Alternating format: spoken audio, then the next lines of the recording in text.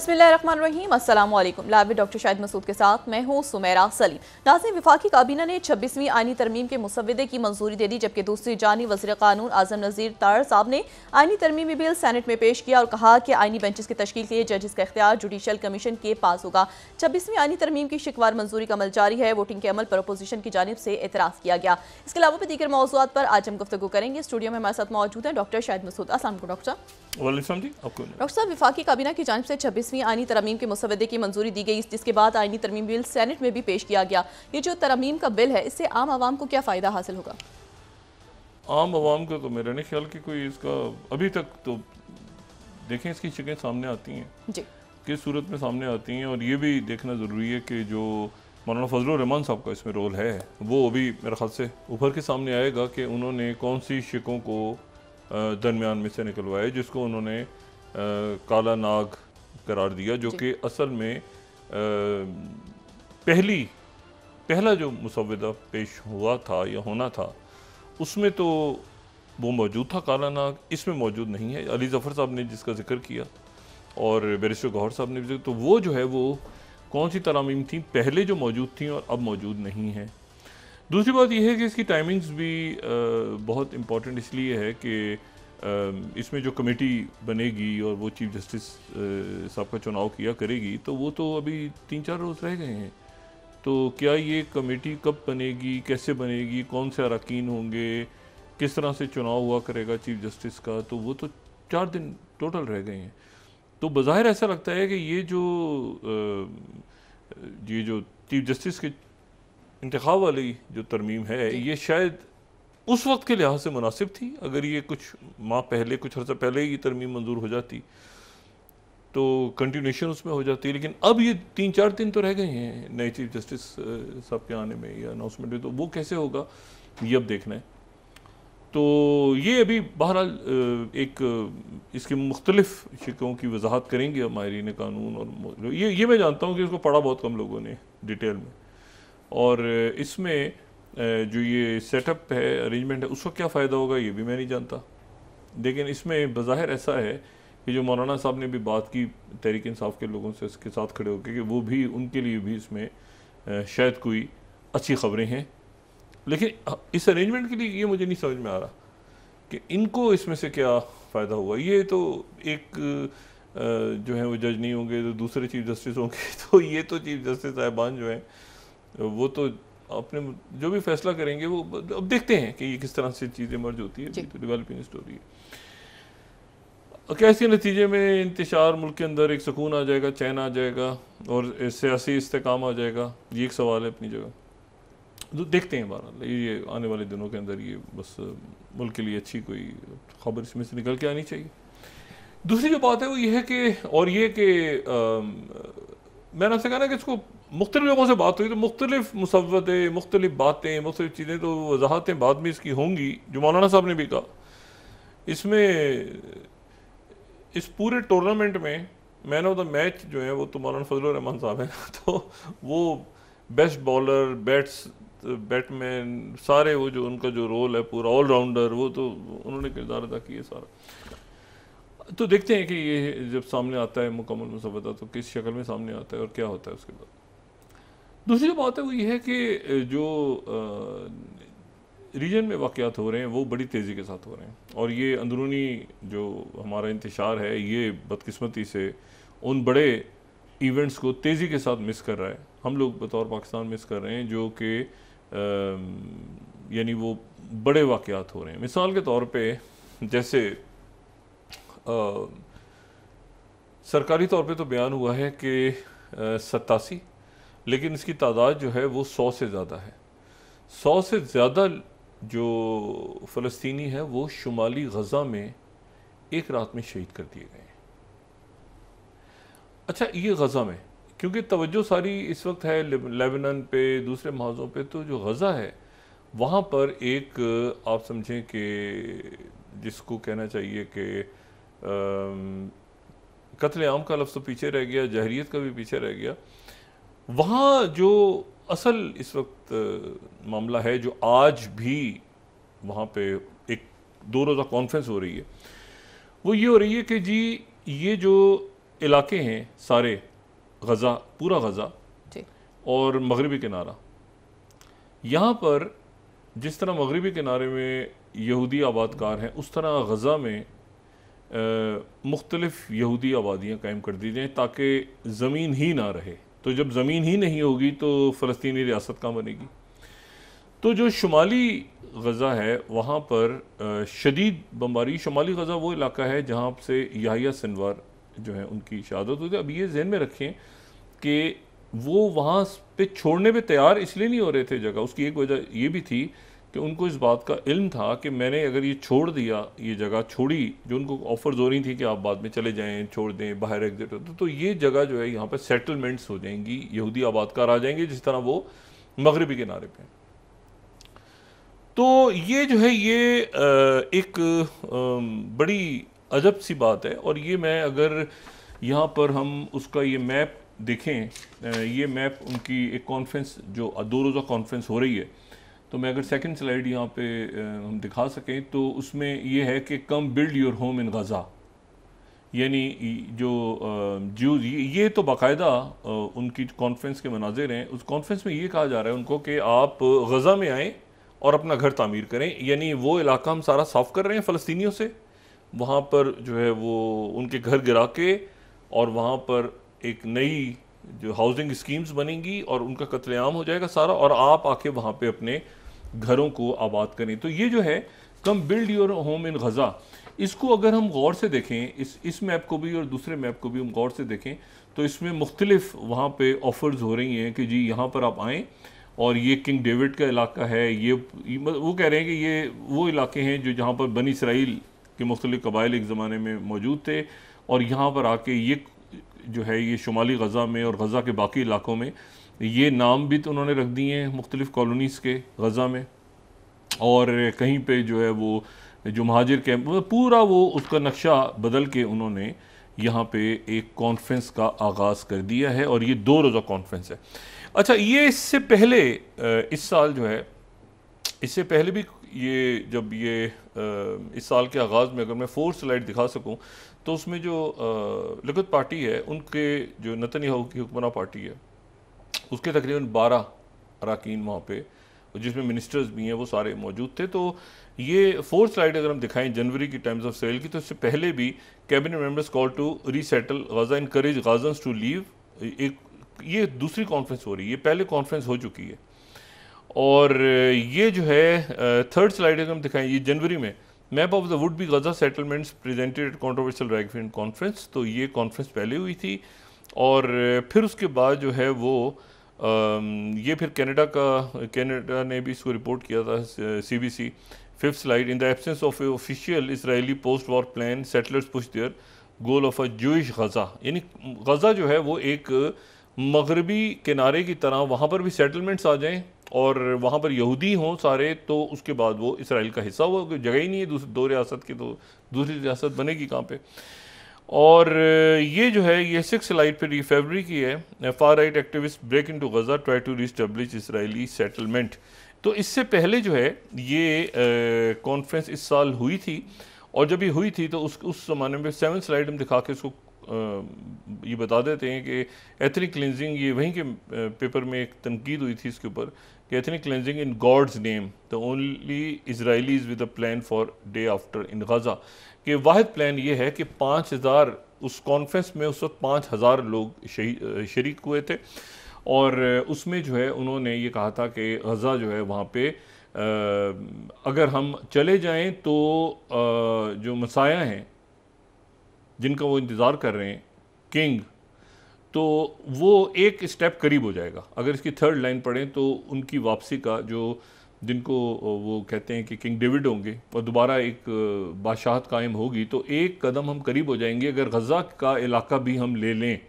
क्योंकि ये भी जो है ये उनके अर्ज़ मुक़द्दस का हिस्सा है जो यहूदी हैं। तो एक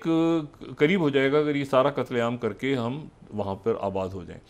अच्छा, फिर उसके बाद जो है वो 10 लिकुद पार्टी के जो लोग हैं, ये अब जो लेटेस्ट है वो उसमें शरीक हो रहे हैं। और उस वक्त ये हुआ था जनवरी में, ये ब्रिटिश गवर्नमेंट की तरफ से 9 स्लाइड हम दिखाएं, ये 30 जनवरी की है। Settlements bring security conference in यरूशलेम, तो उसके फॉरेन ऑफिस ने ब्रिटेन के इसको बड़ा सख्त कंडेम किया था कि UK is alarmed by the conference Jerusalem calling for resettlement of Gaza and Israeli ministers participated. तो ये उस वक्त एक बड़ा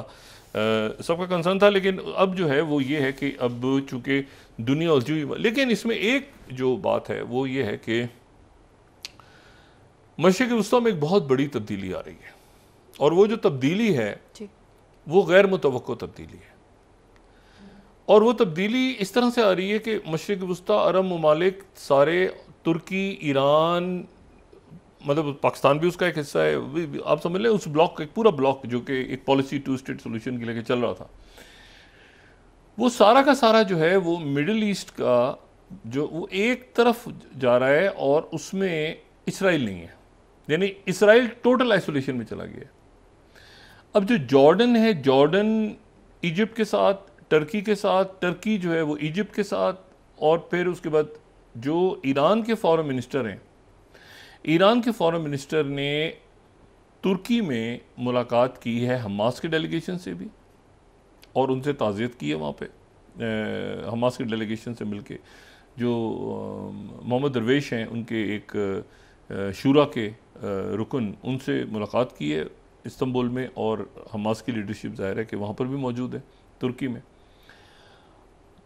और ईरान के जो फॉरेन मिनिस्टर हैं वो 1 अक्टूबर के बाद, यानी 1 अक्टूबर का मतलब ये है कि जिस दिन ईरान ने 200 मिसाइल फायर किए थे इसराइल के ऊपर, उसके बाद जो है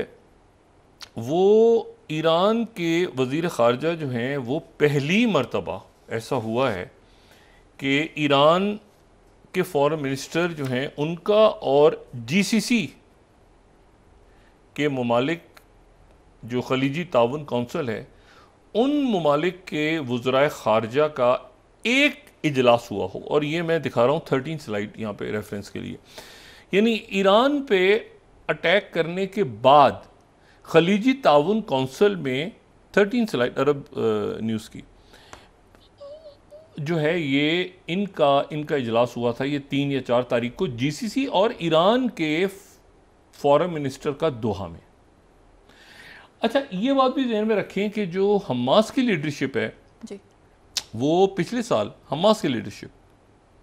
इस्माइल हानिया, खालिद मिशाल, ज़ाहिर मोहम्मद सिनवर तो वहाँ पे ब्लॉक थे, और खलील हाया, ये सारे सऊदी अरेबिया में मौजूद थे और इन्होंने उम्रा किया था। और सऊदी अरब के ये जो है ये मेहमान भी थे, और सऊदी अरब में इन्होंने उम्रा किया था। ये वो उसी वक्त जब महमूद अब्बास मौजूद थे तो साथ ही ये भी शख्सियात मौजूद थी, और इन्होंने वहाँ पे सऊदी अरेबिया में उम्रा किया था। तो सऊदी अरेबिया जो है वो इस वक्त एक कलीदी किरदार अदा कर रहा है, और सऊदी अरेबिया इसका अच्छा, अब वो जो था ना कि इसराइल और सऊदी अरेबिया करीब आ जाएगा, वो भी नहीं हो रहा, क्योंकि उसकी वजह यह है कि बहुत क्लैरिटी के साथ मुत्तहिदा अरब अमारात ये बात कह चुका है बार बार कि हम उस सूरत में वहाँ पर दोबारा अरसर नौ रिकन्स्ट्रक्शन करेंगे और सारा कुछ करेंगे, जो कुछ अर्से बात चल रही थी कि जब 2 स्टेट सोल्यूशन की गारंटी होगी कि 2 स्टेट सोल्यूशन जो है वो है मौजूद है। 2 स्टेट सोल्यूशन होगा तो UAE दरमियान में इन्वॉल्व होगा, बाकी मुल्क इन्वॉल्व होंगे, लेकिन अगर 2 स्टेट सोल्यूशन नहीं होगा तो UAE वहाँ पे नहीं जाएगा। अब वो जो 2 स्टेट, मैंने आपसे बात की ना कि महमूद अब्बास ने भी कल जो है वो याहिया सिनवार को फ़लस्तीनी कौम का एक हीरो और मुजाहिद करार दिया। अब यहाँ सूरत हाल ये है कि ईरान जो है, ईरान के वज़ीर ख़ारजा ने ईरान ने अटैक कर दिया इसराइल पे, और इसराइल का जवाब नहीं आया आज 20 तारीख तक। वो पेपर्स लीक हो रहे हैं और प्लान बन रहा है और अमेरिका का आगे पीछे, लेकिन ये कि अब इस वक्त सूरत हाल किसी और तरफ जा रही है। वो किसी और तरफ की जा रही है कि ईरान के वज़ीर ख़ारजा ने इसराइल पे अटैक करने के बाद जिन मुल्कों को दौरा किया है उसमें सऊदी अरेबिया, कतर, मिस्र, उर्दन, तुर्की, ये सारे मुल्कों का वो दौरा करके वज़ीर ख़ारजा जो हैं वो जो सऊदी अरेबिया वो गए, जो दोहा गए तो वहाँ पे GCC के ममालिक मौजूद थे। तो ये सारे जो शिफ्ट है वो सारा का सारा एक तरफ जा रहा है, जो एक फैसले वो सारे कर रहे हैं, इसराइल से कोई बात नहीं कर रहा। नेतन्याहू से, बल्कि और जो है ना वो था ना कि इसराइल सऊदी अरब आ जाएगा, ये वो और किसी और तरफ, वो सारे मुल्कों का झुकाव जो है वो किसी और तरफ है। और इस पे ये बात जो आइसोलेशन वाली बात है,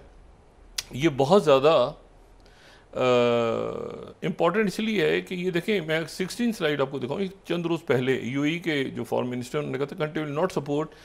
support day after Gaza plan without creating Palestinian state.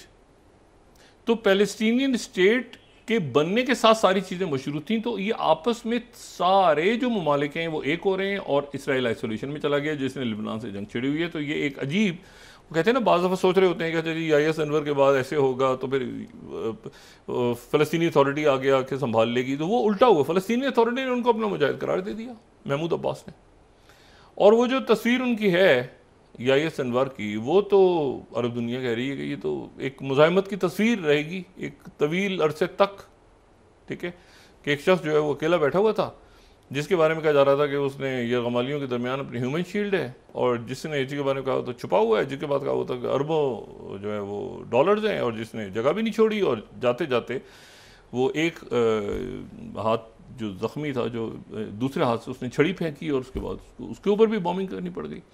तो ये एक इशू जो है वो बहुत ज़्यादा है। अब इसराइल में एक बात ये है कि जी उनकी मैयत हवाले नहीं की जाएगी, मैयत उस वक्त हवाले की जाएगी जब वहाँ से यरगमाली छोड़ेंगे, वो हमास वाले यरगमाली छोड़ेंगे, तो यहाँ से IS अनवर की मैयत उनके हवाले की जाएगी। लेकिन ये कि वो उसके नतीजे में मज़ीद तलखी पैदा हो रही है कि वो एक तो पहले ही उनकी जो मैयत है उनकी वो कहाँ पे है, कैसे है, लेकिन वो जाहिर है कि जहाँ पर भी हवाले होगी तो वो तो एक उसको एक अलग दर्जा उनकी जहाँ पर तदफीन होती है, तो वो शायद इसराइल वापस ना करे। लेकिन अभी उनकी तरफ से बात ये हो रही है कि जब यरगमाली छोड़ेंगे तो मैयत देंगे। अच्छा, इसे कतई नज़र जो मैंने आपसे कहा ना कि दिन ज़्यादा गुजर गए हैं, 20 तारीख गुजर गई है, और पहली तारीख को अटैक हुआ था ईरान का इसराइल पे, उसके बाद थर्ड मिसाइल आ गए, सब कुछ वो ख़त्म हो गया। वो जो एक था ना कि इसराइल ने अटैक करना है, किसी वो पेपर तो रिलीज़ कर रहे हैं, मुख्तलिफ कर रहे हैं, करने को कर भी सकते हैं। लेकिन इस दौरान एक और बहुत अहम बात हुई है कि वो आम बात यह है कि इसका जो आप ये समझें कि इन फ़ौजी मशकों, ये फ़ौजी मशकें और इनकी टाइमिंग्स बहुत इम्पॉर्टेंट हैं इन फ़ौजी मशकों की। और ये फ़ौजी मशकें जो हैं ये बहरे हिंद में जो हैं ये फ़ौजी मशकें हुई हैं IMEX 2024 के नाम से। और ये जो मशकें हुई हैं ये ईरान, रशिया और ओमान की बहरी फ़ौजों ने ये मशकें की हैं बहरे हिंद में। और यहाँ पे मैं प्रेस TV को कोट कर रहा हूँ, 18th IMEX 2024। और ये मशकें जिसमें रशिया और ईरान, अच्छा इससे पहले जो हुई थी मशकें कुछ महीने पहले, उसमें चाइना भी था, इसमें रशिया, ईरान और ओमान साथ आया, अरब मुल्क। ये ओमान वो मुल्क है जो कि जाहिर है कि जो ईरान के दरमियान और अरब ममालिक के दरमियान जो हुतीज़ का मामला तय हुआ, उसमें ओमान का बड़ा गहरा रोल रहा है। और ओमान जो है वो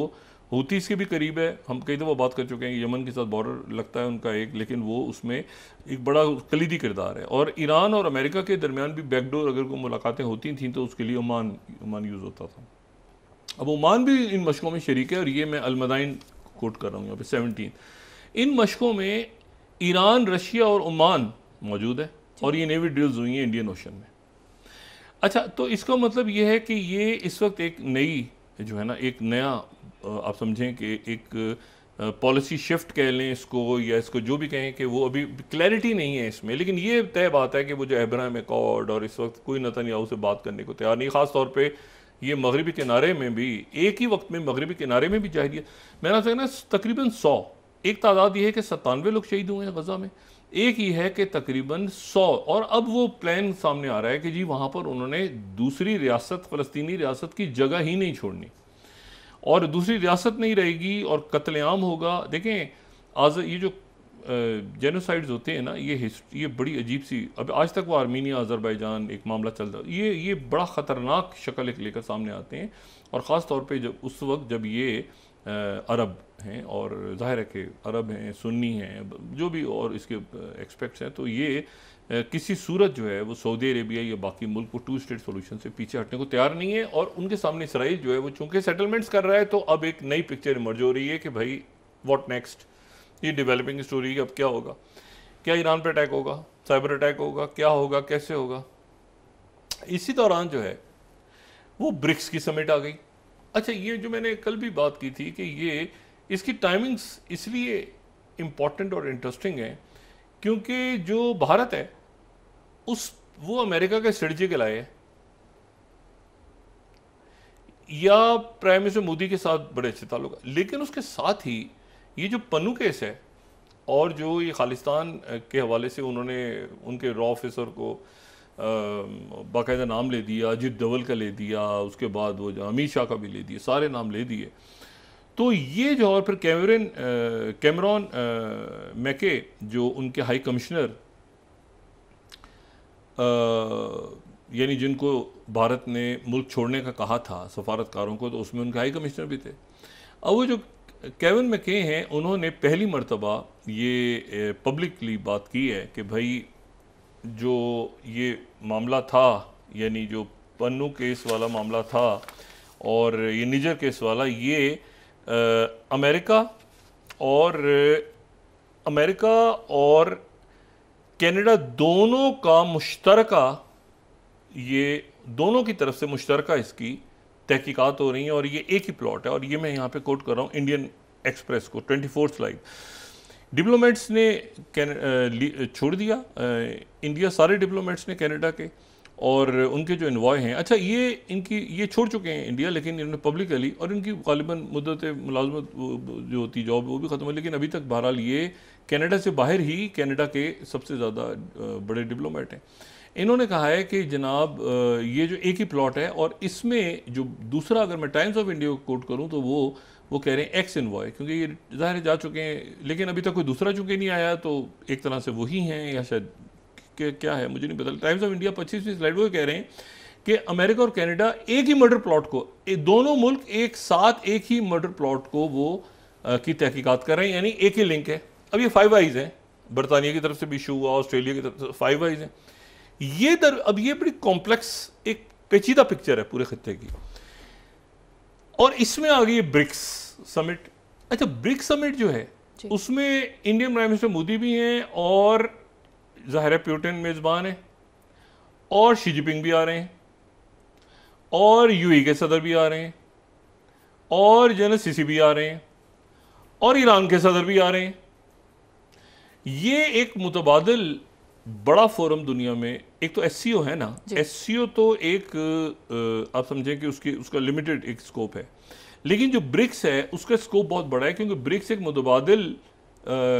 डी डॉलराइजेशन की तरफ भी जा रहा है कि दूसरी करेंसीज इस्तेमाल होनी चाहिए। एससीओ के मुल्कों के दरमियान वो बात नहीं हुई जो ब्रिक्स के दरमियान हुई है कि जी एक मुतबादिल करेंसी होनी चाहिए। उनका अपना एक बैंक बन गया, उस बैंक में सऊदी अरेबिया ने बहुत इन्वेस्ट किया हुआ है,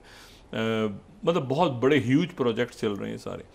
अब इस पूरे सूरत हाल में 2-3 बातें। पहली बात तो ये है कि जो चाइना के सदर की क्या मुलाकात होती है इंडियन प्राइम मिनिस्टर से,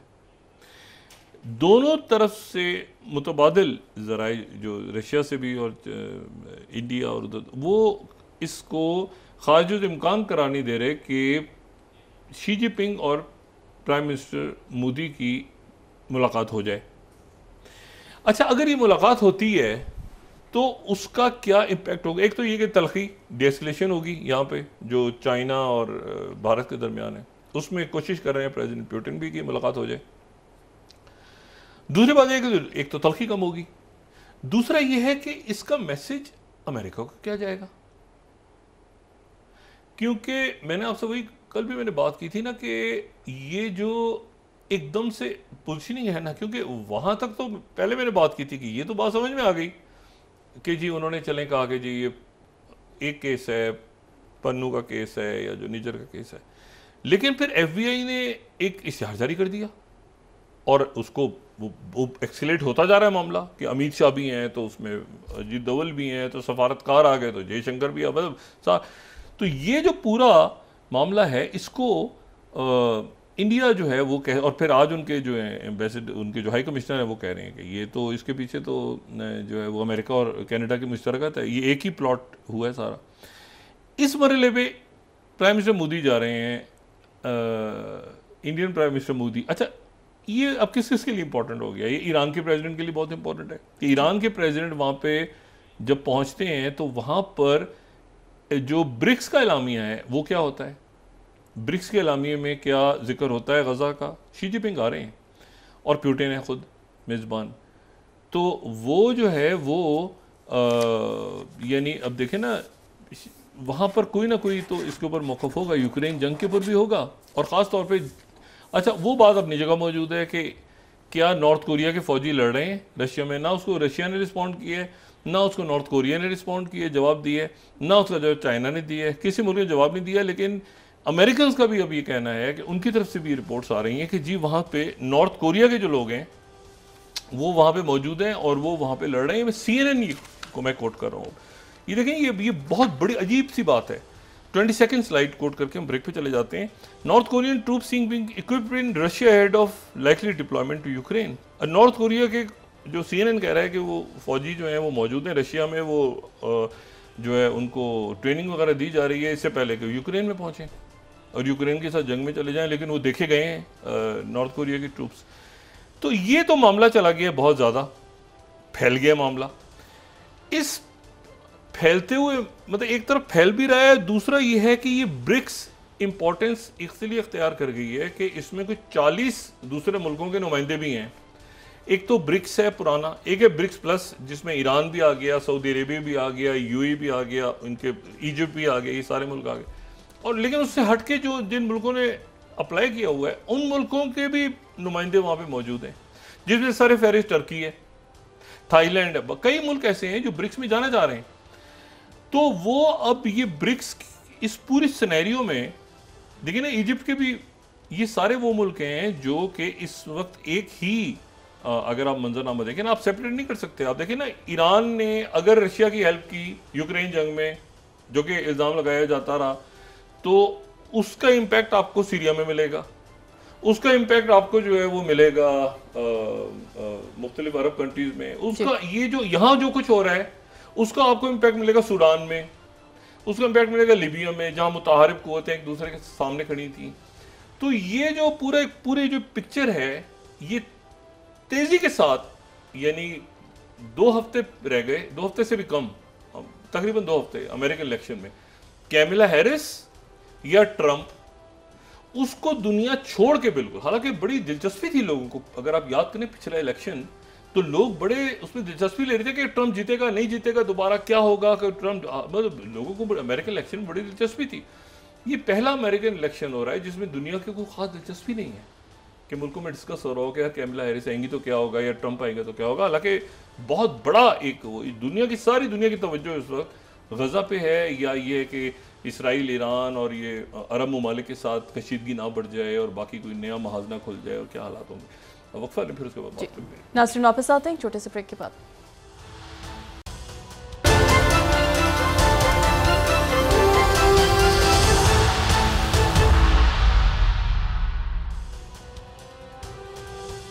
वेलकम बैक नाज़रीन। डॉक्टर साहब, आज जिस तरह बिलावल भुट्टो ज़रदारी साहब की जानिब से कहा गया है कि मौलाना साहब ने आईनी तरमीम में अहम किरदार अदा किया है,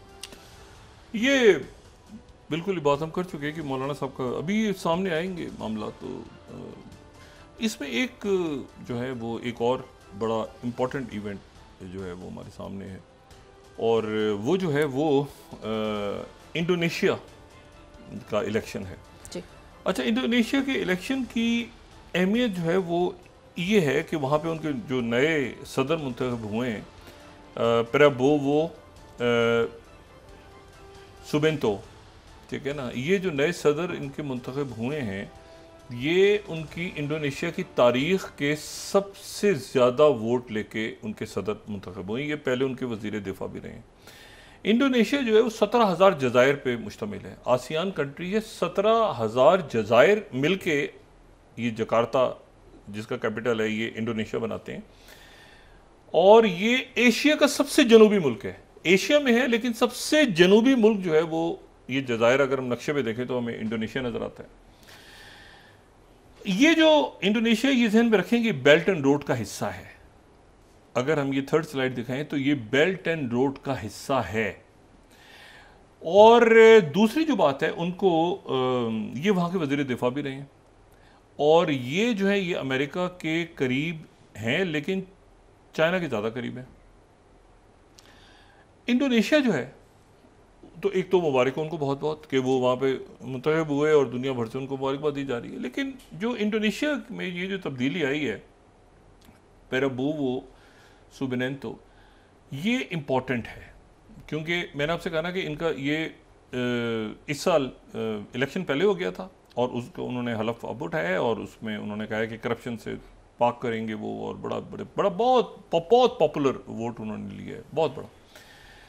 इंडोनेशिया की में आप ये ध्यान में रखें कि इंडोनेशिया जो है वो दुनिया की चौथी बड़ी आबादी है, 273 मिलियन लोग वहाँ रहते हैं, और 273 में से 90% मुसलमान हैं, और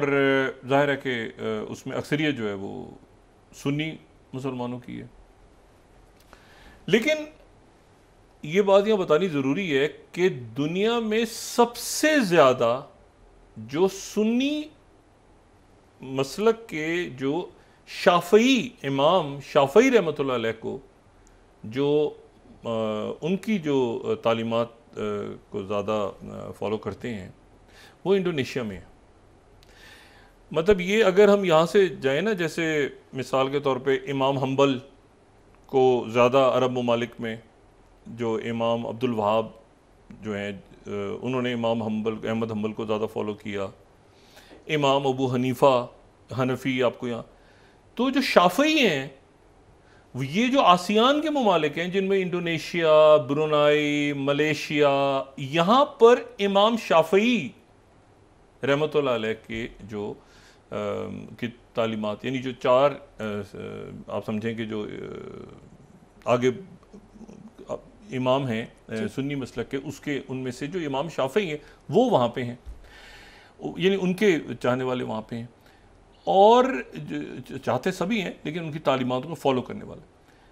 अब इसमें दूसरी जो बात है वो ये है कि तो ये जितना इलाका है, ये बात आप ध्यान में रखें कि ये हनफी, इमाम हम्बल,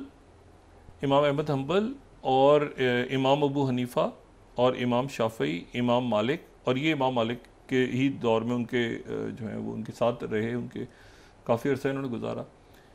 और ये जो इमाम शाफ़ई हैं जिनको इंडोनेशिया में जिनको सबसे ज़्यादा, उनकी पैदाइश जिस इलाके में हुई इमाम मालिक की, उन्होंने तालीम इमाम शाफ़ई रहमतुल्लाह अलैह, उन्होंने अपनी तालीम तो मुख्तलिफ़ जगहों पे वो फिर सफ़र करते रहे और इस्लाम को फैलाते रहे, लेकिन उनकी जो पैदाइश हुई वो अरब दुनिया के जिस इलाके में हुई उसका नाम है गज़ा। इमाम शाफ़ी रहमतुल्लाह अलैह का ताल्लुक़ गज़ा से था, ठीक है। अच्छा, तो ये बस मैं यहाँ पे इस बात को हम करके निकलते हैं क्योंकि जितना हम, मैंने कहा ना कि हम बढ़ते हैं ये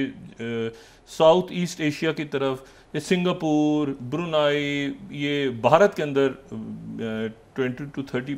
20 से 30% जो कुल मुसलमान है उसमें से शाफ़ी मसलक है। तो इसी तरह बांग्लादेश में, इसी तरह तो इधर बहुत बड़ी मलेशिया में, इंडोनेशिया में तो इमाम शाफ़ी। अच्छा, तो अब ये है कि अच्छा, एक तो ये मैंने रिलीजियसली थोड़ा सा बता दिया कि वो क्योंकि गज़ा के वाले से इमाम शाफ़ी रहमतुल्लाह अलैह का ताल्लुक़ था, तो ये कि वो इंडोनेशिया में किस तरह से देखा जाता है गज़ा को, ये बात बड़ी इंपॉर्टेंट है। दूसरी जो बात है वो ये है कि ये जो है ये इसकी जियो स्ट्रेटेजिक इंपॉर्टेंस बहुत ज़्यादा, क्योंकि ये जो है ये चाइना, अच्छा शी जिनपिंग ने, प्रीमियर शी जिनपिंग ने सज़ा मुबारकबाद दी उनको बहुत ज़बरदस्त। ये चाइना जब इलेक्ट हो गए थे तो चाइना का दौरा किया था इन्होंने, तो अमेरिका, अब ये आसियान मुल्क तो उसमें बाइडन दौर में या ट्रंप दौर में गायब ही हो गए ना। आसियान की सारी तवज्जो जो है वो पहले गई अफगानिस्तान पे, फिर वो यूक्रेन पे, फिर चली गई जो है वो ये मगरबी एशिया या मशरिक़ वस्ता में। तो वो आसियान और उधर सारा होना था तो वो उधर से तवज्जो हट गई। फिर ही बांग्लादेश में तब्दीली, हसीना वाजिद ने वहाँ से दौड़ लगाई, उसके बाद वो अजीब सा मामला हो गया। वो भारत के लिए भी एक अजीब सिचुएशन डेवलप हो गई कि वहाँ पे वो मणिपुर और वो सारे महासुख, वो तो अपनी जगह तलखियाँ मौजूद हैं वहाँ पे, वो आगे क्या रंग रूप लेती हैं वो अलग बात। अब डॉक्टर यूनुस जो है वो चाइना के भी करीब है, डॉक्टर यूनुस उतने ही चाइना के करीब है जितना वो वेस्ट के करीब है, उतना ही उनको चाइना में पसंद किया जाता है। तो ये अब नया जो सारा सिलसिला बन रहा है, उस सिलसिले में अब ये ब्रिक्स की समिट इंपॉर्टेंट हो गई है कि भाई वहाँ पर ये जहन में रखें, मैं दोबारा ये बात रिपीट कर रहा हूँ कि मॉस्को ने, चाइना ने हमास और तमाम जो ग्रुप्स थे इस्लामी जिहाद और बाकी सबकी ताल्लुक को ठीक करवाया था। हमास की जानशीनी अभी तक अनाउंस नहीं हुई, लेकिन जल्द करनी पड़ेगी, जो मैंने कल भी बात की थी कि वो खालिद मिशाल तो शायद ना हो, लेकिन ये है कि ये देखना है कि खलील हया को अनाउंस, क्योंकि जो अनाउंस करेंगे तो फिर उसके बाद मुल्क नोटिफाई होंगे, सारे सबको बताया जाएगा कि हमास की नई लीडरशिप इस मुल्क में है और ये जो भी आगे जंगबंदी का मुआहदा, ये जो भी मामलात हैं, उसके अंदर ये लोग जो हैं आगे ये फैसला कुन शख्सियत हैं, या ये कि मोहम्मद सिनवार जो कि मौजूद है वहाँ पे गजा में, उनको तो शायद नहीं किया जा रहा, लेकिन कौन सी अगले रहनुमा कौन सी, ये ब्रिक्स हमें एक इम्पॉर्टेंस इख्तियार कर गई है कि ब्रिक्स में ईरान के अपने इशूज़ हैं, अच्छा, और रशिया जो है वो मेज़बान है, ईरान के साथ इसराइल का अजीब इशू है ना, अच्छा यूएई पहुँच रहा है, सऊदी अरेबिया, इंडिया, चाइना, और ब्रिक्स जो है वो एक लॉन्ग टर्म, अगर आप कहें ना लॉन्ग टर्म स्ट्रेटेजी ग्लोबल, तो उसमें एससीओ तो है ही, लेकिन ब्रिक्स चूंकि डी डॉलराइजेशन, फिर उसमें 40-50 मुल्क लाइन लगा के बैठे हुए हैं कि जी हमें भी शामिल करो, हमें भी शामिल करो, वो इजिप्ट से शुरू होता है, वो फिर बेल्ट एंड रोड, आप देखिए ना इंडोनेशिया आ गया, लेकिन बेल्ट एंड रोड के उधर वो ट्रेनें भाग रही हैं, दौड़ रही हैं, इंडिया को, चाइना की इन्वेस्टमेंट है। अब देखना यह है कि अमेरिका इसको कैसे, इस कॉन्फ्रेंस को, जाहिर है वहां पर तो इलेक्शन में, यहां पर ये जो पूरा सिनेरियो डेवलप हो रहा है, अच्छा ईरान के ऊपर अटैक करें, ईरान रशिया के साथ एक्सरसाइजेस कर रहे हैं, नेवल एक्सरसाइजेस, इनके जो ऑब्जर्वर्स थे, ये जो एक्सरसाइजेस हुई हैं ईरान, रशिया और जो ओमान की, इन एक्सरसाइजेस के जो ऑब्जर्वर्स थे बहुत सारे मुल्क थे, दो मुल्कों का नाम बड़ा इंपॉर्टेंट है जिन मुल्क की नेवीज ने ऑब्जर्व किया इन मशकों को, एक तो पाकिस्तान, दूसरा इंडिया। ये मुल्क ऑब्जर्वर स्टेट्स थे जिन मुल्कों ने इन मशकों को देखा। तो ये एक बड़ी इंटरेस्टिंग जियो स्ट्रेटेजिक, वो कहते हैं ना कि कैसे कौन किधर जाएगा, किस तरह ब्लॉक्स बनेंगे, क्या अब सारे दुनिया के जो ये इश्यूज हैं, और सबसे बढ़ के कि 100 से ज़्यादा शहादतें गजा में हो गई, और गजा के अंदर वो दोबारा रीसेटलमेंट की बात हो रही है, इसके नतीजे में वो जो टू स्टेट तो सऊदी अरेबिया, देखें ना, सऊदी अरेबिया तो two state, Pakistan two state पे है, इवन अमेरिका ने टू स्टेट का वादा किया था, ये जब ये ऑस्लो एकॉर्ड और ये सारे फ़लस्तीनी अथॉरिटी बन रही, टू स्टेट, तो जब वो सेटलमेंट्स गजा में करने जा रहे हैं तो टू स्टेट कहाँ से होगा। तो ये अब एक तेज़ी के साथ एक नई दुनिया इमर्ज हो रही है। देखना ये है कि क्या इंडियन प्राइम मिनिस्टर मोदी और शी जिनपिंग की मुलाकात होती है तो वेस्ट कैसे देखता है उसको, स्ट्रेटेजिक पार्टनर। तो ये, और ये एक विंडो भी खुली, इंडिया के लिए भी विंडो खुली कि भाई 1 मिनट हट जाएंगे, आप उधर तो प्रेशर डाल रहे थे, तो ये हमारे सामने इधर का रास्ता भी है, उधर रशिया जा रहे हैं वो। तो यहाँ पर अब एक नई पिक्चर इमर्ज हुई है, हो रही है, और पब्लिक कंजम्पशन के लिए जो भी गए, लेकिन बहरहाल जो उनके फॉरेन मिनिस्टर का पाकिस्तान आना था और यहाँ से जो बातचीत उनसे हुई, तो वो एक अच्छा पॉजिटिव सिग्नल गया दुनिया को। अब देखना ही, अब मैंने आपसे कहा ना कि ये इमर्ज होती पिक्चर में ये देखना है कि 12-13 दिन बाद जो अमेरिकन इलेक्शन होने जा रहा है, जिसके बारे में रशिया का कहना है कि नई दुनिया जो है वहाँ से इमर्ज नहीं होगी, और चाइना का कहना है कि वो अमेरिकन इलेक्शन से इमर्ज नहीं होगी, वो ब्रिक्स समिट से इमर्ज होगी। ये जो कॉन्फ्रेंस होने जा रही है ब्रिक्स की, इससे नई दुनिया इमर्ज होगी, और आगे क्या होने। और नॉर्थ कोरिया की फौज क्या वाकई पहुँच गई है भाई, आखिर पुतिन ने नॉर्थ कोरिया का दौरा किया है ना, प्रेसिडेंट पुतिन कहीं कितना गए वहाँ पे, उनको उनका VVIP प्रोटोकॉल दिया गया, सब कुछ ऐसे किया नॉर्थ कोरिया ने। आखिर कोई लॉन्ग टर्म प्लानिंग थी ना रशिया की और नॉर्थ कोरिया की, और चाइना खामोश रहा बीच में। तो इशू ये है कि वो नॉर्थ कोरिया पहुंचा हुआ है, यहाँ पे जब एग्जॉस्ट हो रही हैं फौजें, अगर ये खबरें दुरुस्त हैं तो फौजें तो एग्जॉस्ट हो रही हैं, लड़ लड़ के 1 साल 2 साल 2022 से यूक्रेन में, अब नॉर्थ कोरिया आ रहा है। तो ये एक बड़ी दुनिया तेज़ी के साथ इवॉल्व हो रही है, और उसमें ये हम अब अल्लाह करे कि अपने मैन मेड क्राइसिस जल्दी ख़त्म करें, और ये छोटी छोटी बातें और ये जो हंगर गेम्स हैं इनसे जान छुड़ाएं, और आवाम और मुल्क और सारे लोग साथ मिल के आगे चलें। तो बस हम दुआ करते हैं कि एक तो जहरीत वहाँ जल्द से जल्द ख़त्म हो, गज़ा के अंदर, लेकिन साथ ही ये सेटलमेंट कॉन्फ्रेंस वहाँ शुरू हो गई है। तो ये तो टोटल आइसोलेशन की तरफ चला जाएगा इसराइल भी और अमेरिका, अगर ये सीज़ फायर फौरी तौर पे ना हुआ, जिसके लिए मैक्रोन भी कोशिश कर रहे हैं, ब्रिटेन भी कोशिश कर रहा है, EU कोशिश कर रहा है, सारे लोग के seize fire, immediate seize fire. लेकिन अब याहिया सिंवार के बाद जो है ना, वो एक पिक्चर ऐसी हो गई है कि जिसपे वो दूसरी तरफ चला गया मामला जी। लेकिन अरब स्ट्रीट मैटर करती है, अरब स्ट्रीट जो है ना वो बहुत मैटर करती है कि वो लोग क्या सोच रहे हैं वहाँ पे। तो वो जो बात इसराइल की तरफ से हो रही थी ना कि हम दिखाएंगे कि देखें हमने पावर शो की, वो उलट उसका असर हुआ है याहिया सिंवार की जो के जाने से जो है वो एक रेजिस्टेंस का इस्तारा बन के वो सामने आए। जी बहुत शुक्रिया डॉक्टर साहब। नाज़रीन, के साथ ही आज का प्रोग्राम अपने इख्तिताम को पहुंचा। मुझे सुमेरा सलीम को इजाज़त दीजिए। अल्लाह निगहबान। जी डॉक्टर साहब। अपना दोस्तों रिश्तेदारों को के लोगों का सब ख्याल रखिएगा। अल्लाह हाफ़िज़।